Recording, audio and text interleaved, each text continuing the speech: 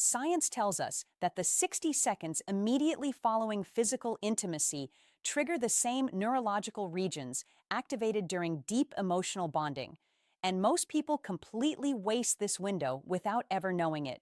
What you're about to hear isn't what mainstream relationship advice covers. It's the hidden psychological architecture that shapes how men emotionally experience intimacy and why what happens after the act matters far more than the act itself. Welcome to Talia Talks Love, where we go beyond the surface and into the psychology of attraction, connection, and emotional depth that most channels are too afraid to touch. Today, we're uncovering the real emotional and psychological aftermath of intimacy and why it leaves a deeper imprint than most men or women ever fully realize. The physical act may end in a single moment, but what follows is anything but simple. In the immediate aftermath of intimacy, the body doesn't just relax. It undergoes a cascade of neurological and emotional transitions that most people have never been taught to recognize. At the precise moment of release, a man experiences a unique convergence of vulnerability and relief, two emotional states that rarely coexist. And it's this combination that quietly opens a door to something far more powerful than pleasure: trust.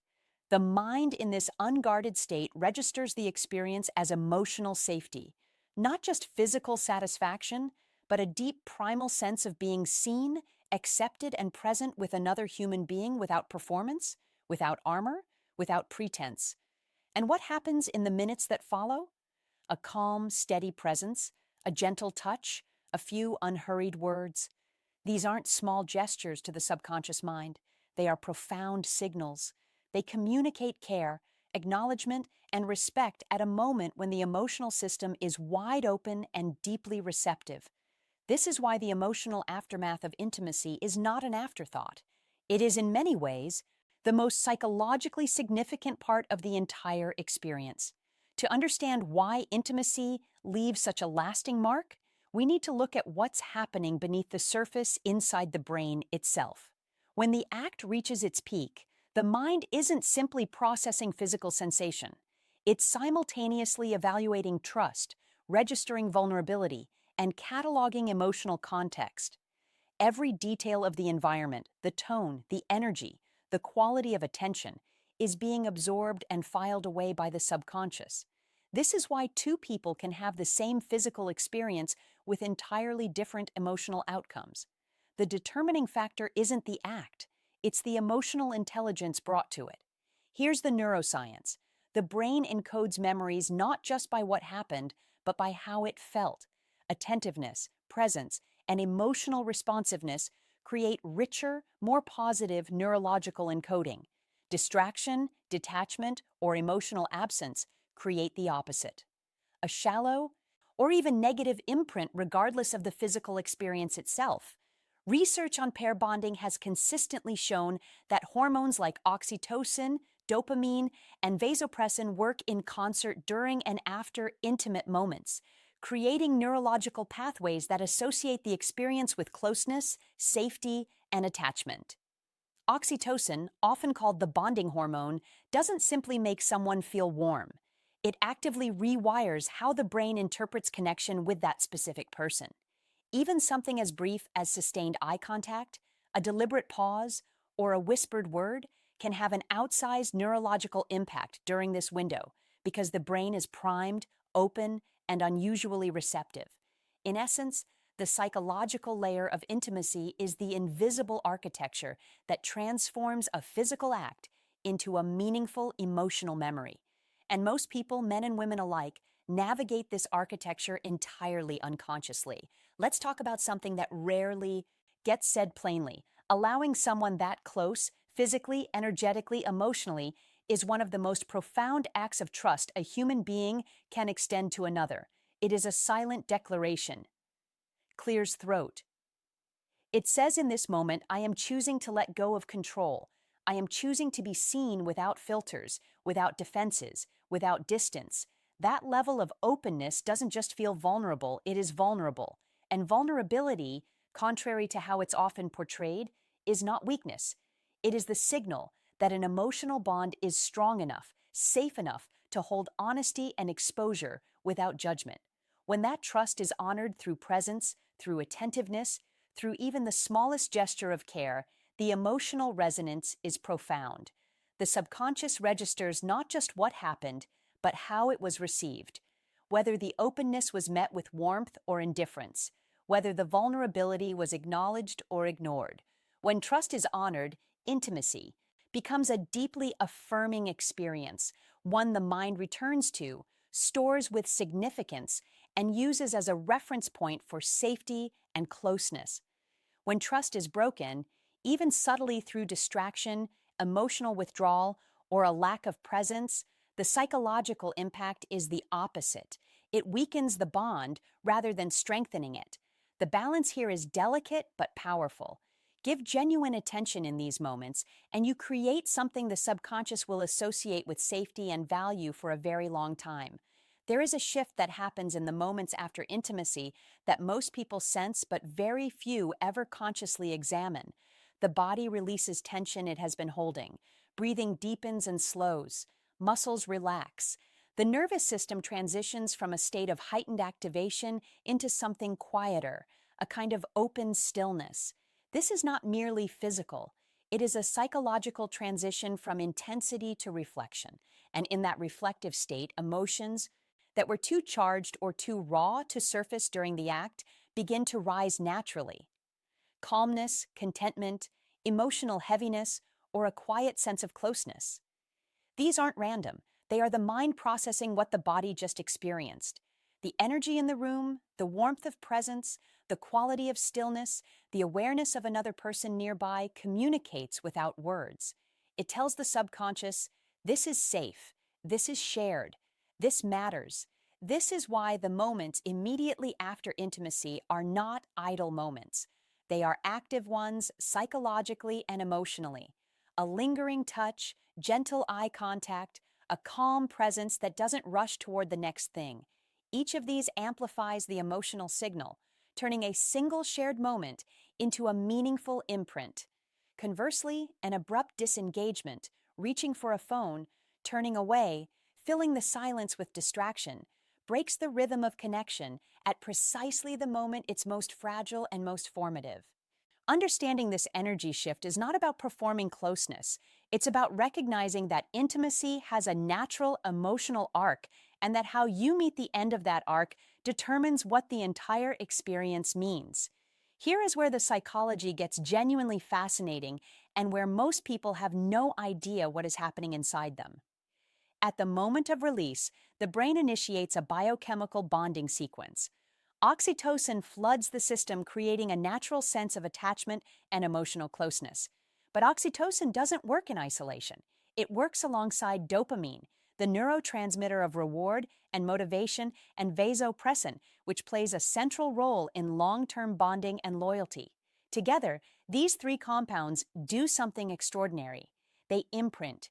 They embed the emotional context of the experience, the feeling of safety, the quality of presence, the sense of being accepted deep into the memory system, not as a conscious thought, but as a felt reality. The subconscious mind doesn't just remember what happened, it remembers how it felt. The energy in the room, the way attention was given or withheld, the presence or absence of warmth. Over time, these imprints accumulate. They become the emotional lens through which future interactions with that person are interpreted. They shape what feels safe and what doesn't, what feels close and what feels distant, what feels like love and what doesn't. This is why moments of genuine intimacy can feel life-changing because neurologically, they are. The subconscious doesn't differentiate between a night and a turning point. It simply records the emotional truth of the experience and files it accordingly. Recognizing this changes everything about how we approach intimacy because it means that every moment of presence, care, and genuine attention is not just kind, it's neurologically formative. Of all the dimensions of intimacy we've explored today, this one may be the underestimated and the most powerful. Nonverbal communication during and after intimacy carries more emotional weight than most people ever consciously assign to it. Every movement, every pause, every shift in proximity or touch transmits a message. and the subconscious receives every single one. A hand that stays, a gaze that doesn't look away, the way someone's breathing synchronizes with yours in the quiet aftermath. These are not incidental. They are a language, one the nervous system reads fluently, even when the conscious mind isn't paying attention. Consider the contrast. Someone who reaches for their phone the moment it's over communicates one message. Someone who stays present, who makes unhurried eye contact, who rests their hand against your skin with intention, communicates something entirely different. Neither person may say a word, but both have said everything. The specific nonverbal cues that carry the most psychological weight in this window are sustained soft eye contact that communicates presence and acknowledgement, deliberate, unhurried touch that signals safety, continued connection, and care, calm, regulated breathing where the nervous system co-regulates, and your calm becomes theirs, physical proximity where simply staying close signals that the moment is not over and that it mattered, and the absence of distraction, putting the phone down, remaining present, which is itself a profound communication of value. Conversely, disengagement, rushed movement, or a shift toward distraction communicates the opposite, not necessarily through intent, but through impact. And the subconscious doesn't evaluate intent, it evaluates experience. The nonverbal signals woven through these moments are the invisible threads of connection. They are what the mind returns to when it replays the experience. They are what the subconscious uses to determine whether the intimacy was meaningful or merely physical. Master this silent language, and you change the entire emotional signature of intimacy, not just for the other person, but for yourself. Let's bring it all together. Intimacy is not a moment, it is a message. It is a series of conscious and unconscious signals, biochemical, psychological, nonverbal, and emotional, that accumulate into a lasting impression on the mind and nervous system. The physical act is the entry point, but what unfolds before, during, and after is what defines the full emotional architecture of the experience. When a man releases, something shifts not just physically, but at the level of the subconscious. Oxytocin, dopamine, and vasopressin begin their work.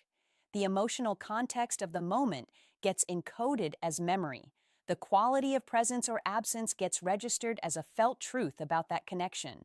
This is the psychology most people never see, and it is also the psychology that explains why some intimate experiences feel forgettable and others feel like they changed. Something fundamental about how you understand closeness, safety, and love. The people who understand this, who bring genuine awareness, presence, and care to the entire arc of intimacy, don't just create better experiences. They create lasting emotional bonds. They leave impressions that are remembered, returned to, and deeply felt long after the physical moment has ended. Real intimacy isn't just about what you do. It's about who you are in the silence before and after, the awareness you bring, the care you extend when no one is asking for it, the presence you maintain when it would be easier to disengage. That is the game changer. Not technique, not performance, presence. If today's conversation opened something for you, gave you a new lens, a new language, or a new awareness around intimacy and connection, share it with someone who needs to hear it. Drop a comment below and tell me what surprised you most. What are you going to think about differently after watching this?